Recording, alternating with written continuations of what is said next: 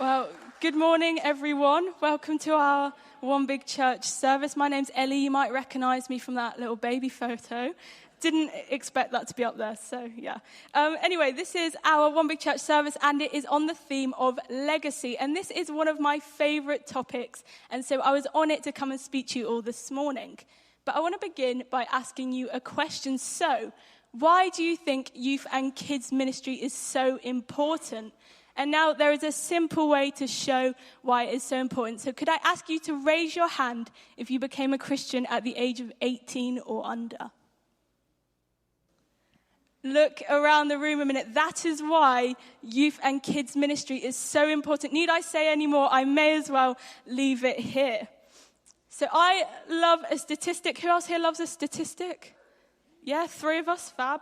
Well, according to a Christian organization called the Barna Group, 94% of Christian adults made decisions as children that follow with them throughout the rest of their life. 94%, isn't that encouraging? I think then that there's no time like now to be shepherding our young people's hearts. And so we're talking a whole load about legacy this morning, but what does legacy really mean?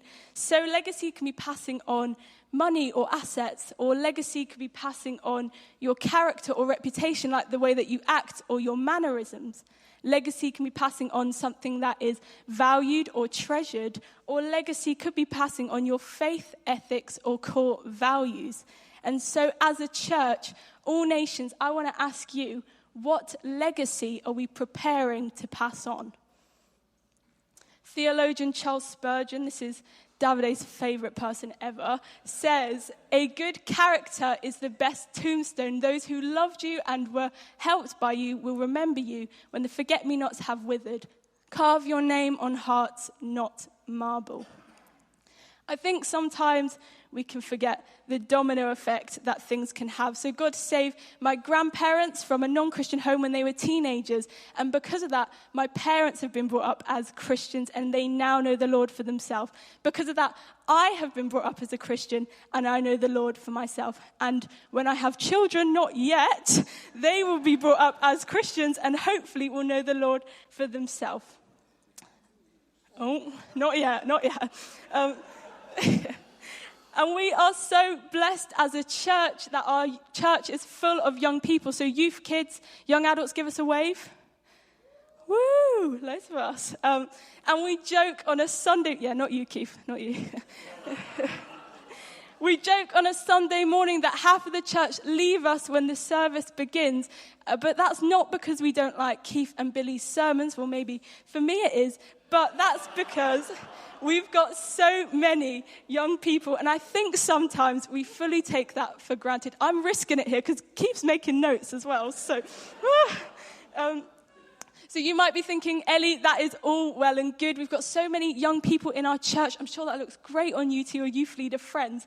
But how does this fit in with the Bible? And the Bible tells us and shows us time and time again examples of young people in ministry. I'm seeing excited? Yeah? Well, this morning we're going to look at 2 young people who were used by God. And I'd like to begin by inviting Adaora up. She's going to come and speak to us about a young person called Esther. So can we give her a clap as she comes up? Woo.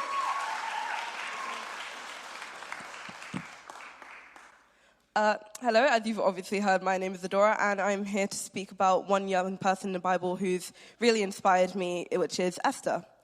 Esther's book is considered as one of the secular books in the Bible in which God's influence isn't seen very present, but her story may seem unrealistic and fantastical to us now, but she still taught many values that we can use in our day-to-day lives, and I'd like to go through 3 of those today.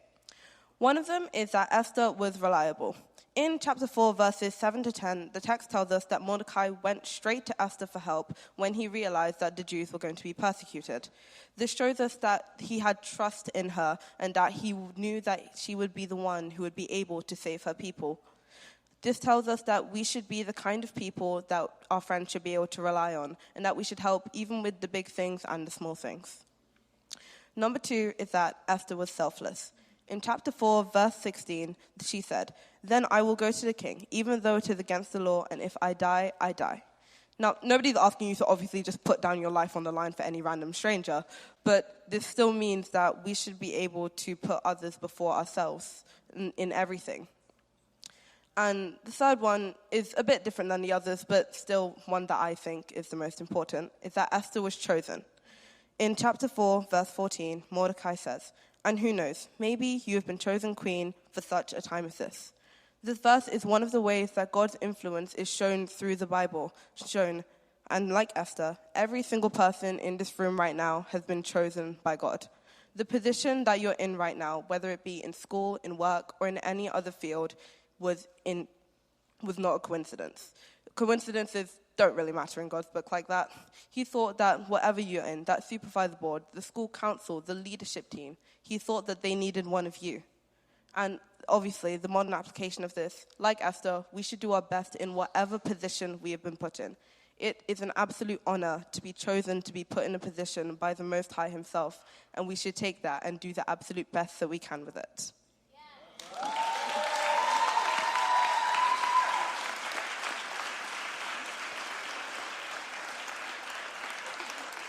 Thank you, Adaora. That was a great insight and eye-opener to a young person who was used by God. And now we're going to invite Risnum. He's going to come and speak to us about Samuel. So let's welcome Risnum.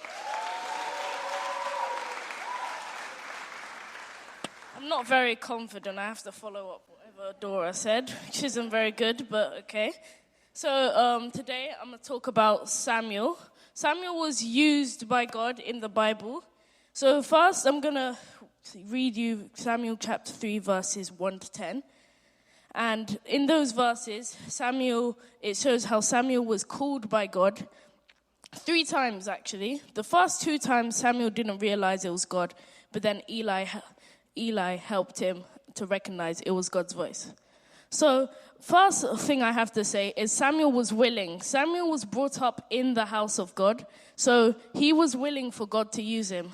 Now we have Jesus, so it's easier to talk to God. And if every child here was willing, imagine how many people God would choose to talk to. And now, second, I've got Eli. So Eli helped Samuel by talking to him, because Samuel didn't actually realize that God was calling him, but Eli was a mentor to him and helped him realize. And now we need everybody in ministry, adults, aunties, uncles, whoever you are, you need to help the younger kids to recognize when God is calling them. Thank you.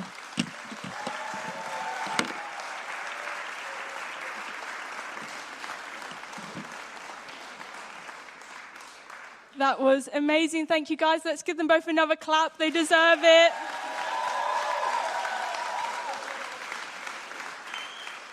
It's so great to have young people preaching, isn't it? I think that's what half of you probably think when you're looking at me as well. But Hebrews 13 verse 8 tells us that God is the same today, yesterday, and forever. And so whilst God used these young people in the Bible thousands of years ago, like how Adaora and Risnum just shared, because God is the same today, yesterday, and forever, he's still going to be using young people to share his word. Our church value for legacy means to nurture and invest in our children, teenagers, and young adults' lives. And let me tell you, we need help. So you might have sat here this morning and felt a tug on your heart to get involved. And you might see yourself as unworthy or unequipped. But I'll remind you, as Adaora just did as well, that God will not call the qualified, but he qualifies the called. And we are all called. I believe that God is qualifying me and working through me, and he can do the same in you to reach this generation. Our activities and programs alone cannot reach this nation, but God can. And so help me, all nations, to leave footprints that will last. As a church, we should together be raising up our young people to love the Lord, and this is where all of you can come in. Woo! Woo! So maybe you could commit to praying for our young people. You know, come and chat to me or Debbie. We can give you some names of young people to pray for. Why don't you come and help out on our teaching team? It doesn't have to be every week, don't worry.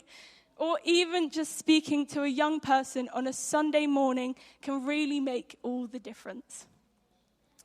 I mentioned in the office only a couple of months ago that we don't have to, but we get to. So turn to the person next to you, say, we don't have to, but we get to. And I wholeheartedly believe that we don't have to pray, teach, or protect these young people, but what a privilege it is that we get to. And so, church, imagine this. Imagine if our young people prophesied. Imagine if our young people preached. Imagine if our young people were on the worship team. Imagine if our young people evangelized. Imagine, church, if our ceiling is their floor. We don't have to, but we get to. And now, youth, wherever you are, don't think that you can sit back and relax. All of you can wake up now, because we're not going to let all the adults do the work. I want to remind you that we need to step up and follow in the footsteps of those who have gone before us. Let me tell you a story.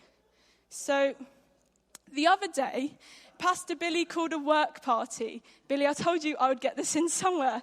And when he calls a work party, don't be fooled. If he invites you to a party, he doesn't mean like a party, but he means we're going to tidy up, and if we're lucky, we get a slice of cake at the end. But this time we didn't. So anyway, Billy's on the roof of the church for who knows why, but he's on the roof of the church and he shouts down. I've only just heard that he shouts down to Aaron, and he first of all offers this to Aaron. So that will make sense in a minute. But he shouts down. I'm not even going to attempt his accent because it's going to go wrong. But he tells me that he doesn't have enough grip on his shoes, so we have to swap shoes. So as I said, he asked Aaron to do this first. Aaron said no. So I drew the short straw somehow. And I don't know if that means I've got big feet or he's got small feet, but I think we'll go with the second one. So anyway, I end up having to pop on those lovely gold shoes. And it was literally like I was walking in Billy's footsteps. Sweaty ones at that. But nonetheless, Billy Fenning's footsteps. But what a guy to follow in the footsteps of. And I wonder, young people, if you too could find someone and decide to walk in their footsteps as well. Now I'm going to hand on back to Debbie, and she's going to lead us in a time of prayer and response. But church, if I could ask you to continue praying for our young people, praying for the people in Reading as well, then your prayers really do make a difference. Thank you.